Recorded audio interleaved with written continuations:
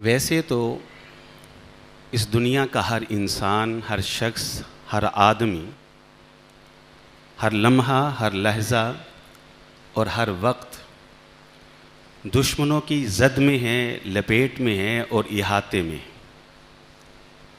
کوئی اس کے خون کا پیاسا ہے، کوئی اس کی جان کا دشمن ہے، کوئی اس کے مال کا دشمن ہے اور کوئی اس کی عزت کا دشمن ہے۔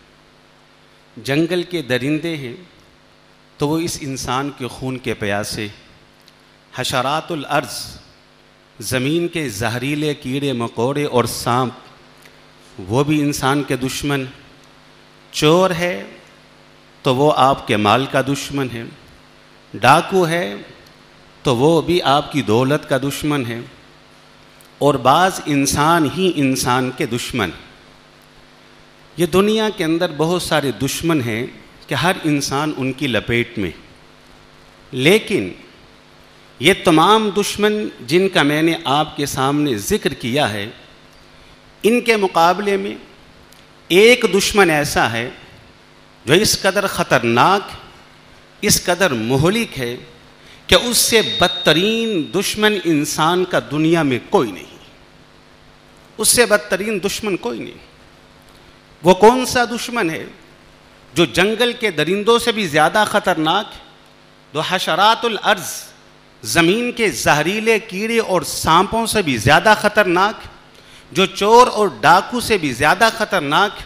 یہ وہ دشمن ہے جس کا کلام اللہ کے اندر ایک الگ مستقل مضمون موجود ہے کہ اِنَّهُ لَكُمْ عَدُوٌّ مُّبِينٌ۔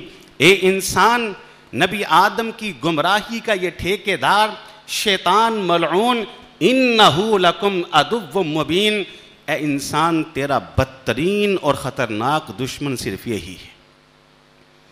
وہ کس اعتبار سے؟ سب سے پہلے ایک اعتبار یہ ہے کہ اس کے خطرناک ہونے کی پہلی وجہ وہ کیا ہے؟ باقی جتنے دشمن، چاہے وہ حشرات الارض، زمین کے کیڑے مکوڑے زہریلے سانپ، چاہے وہ جنگل کے درندے، چاہے کوئی چور ہے، کوئی ڈاکو ہے، کوئی انسان ہی انسان کا دشمن، یہ سب نظر آتے، یہ دکھائی دیتے، لیکن یہ وہ خطرناک دشمن ہے، یہ وہ بدترین دشمن ہے کہ جو انسان کی نگاہوں سے اوجھل ہے، کسی بھی انسان کو نظر نہیں آتا۔ فیصلہ کیجیے اور بتلائیے کہ وہ دشمن جو انسان کو نظر آتا ہے، اس کے مقابلے کے اندر وہ دشمن جو انسان کو نظر نہیں آتا، وہ کس قدر خطرناک، مہلک اور بدترین ہوگا۔ پہلی وجہ کہ باقی دشمن نظر آتے لیکن یہ دشمن انسان کو نظر نہیں آتا۔ دوسری وجہ کیا ہے؟ دوسری وجہ اس کے خطرناک دشمن ہونے کی یہ ہے، باقی جتنے بھی دشمن ہیں ان کی دشمنیاں عارضی ہیں، محدود ہیں، لیمیٹڈ۔ جنگل کا درندہ ہے، اس کی دشمنی بس اتنی ہے کہ آیا، چیرا، پھاڑا، اس کی دشمنی ختم۔ کوئی زہریلا کیڑا ہے، سانپ ہے، اس نے ڈسا، اس کی دشمنی ختم۔ کوئی چور ہے، اس نے مال کو چرایا، اس کی دشمنی ختم۔ کوئی ڈاکو ہے، اس نے آپ کو لوٹا، بس اس کی دشمنی ختم۔ اللہ نہ کرے اگر کوئی انسان ہی انسان کا دشمن ہے تو زیادہ سے زیادہ وہ اس کی جان لے گا، اسے گولی سے، بارود سے اڑا دے گا، دشمنی ختم ہو جائے گی۔ لیکن یہ وہ بدترین دشمن ہے، یہ نہ تو آپ کی جان کا دشمن ہے، نہ تو آپ کے مال کا دشمن ہے، نہ آپ کی عزت کا دشمن ہے، یہ وہ بدترین دشمن ہے جس کا ٹارگیٹ براہ راست آپ کا ایمان ہے۔ وہ جب تک ایک انسان کو جنت سے محروم کر کے جہنم میں پہنچا نہیں دیتا، اس کی دشمنی ختم ہی نہیں ہوتی، اس کی دشمنی ختم نہیں ہوتی۔ اس کا ٹارگیٹ کیا ہے؟ انسان کا ایمان، ایمان کا انسان کا اسلام، اور اسے دائرۂ کفر میں داخل کر کے جہنم کے اندر داخل کروانا۔